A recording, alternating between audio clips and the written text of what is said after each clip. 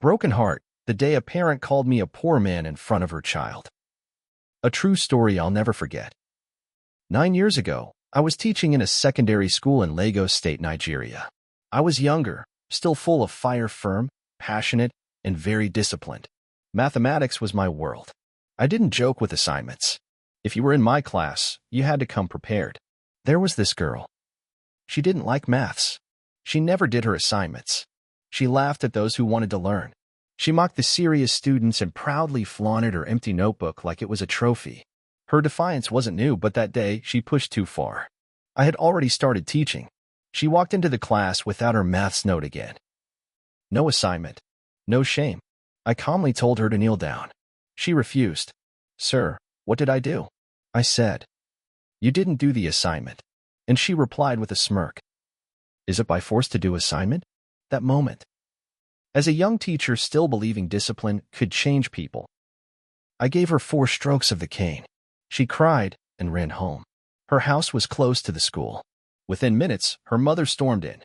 Her eyes were red with anger. She walked straight to me in front of students and teachers. I thought she would slap me. She raised her hand, but something in my face must have stopped her. Instead, she began to rain insults on me. She screamed at the top of her voice for the whole school to hear. "You this poor man. How much is your salary? Highest is 20,000. See the nonsense trousers you're wearing.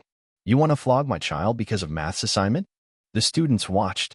Other teachers stood frozen. But her words cut deeper than any slap could ever do. What she didn't know was that my salary was actually 15,000 naira. And yes, my trousers were worn out. I had only 2 that I rotated. My shoes were beginning to peel, but I still showed up every morning prepared, passionate, and punctual. I entered the staff room that day. And I cried. Not small tears. I wept like a child. I wept for every insulted teacher. I wept for every dedicated educator who can't afford 3 square meals. I wept for a profession that trains doctors, lawyers, and engineers, yet is treated like trash. What have we done to deserve this? Why do they call us poor like it's an insult, when we are the ones trying to save their children from ignorance? Why do parents attack us for enforcing discipline, when the same child will one day curse them too? Why does this country let those who carry chalk carry shame? That day changed me. I didn't stop teaching, but something inside me broke.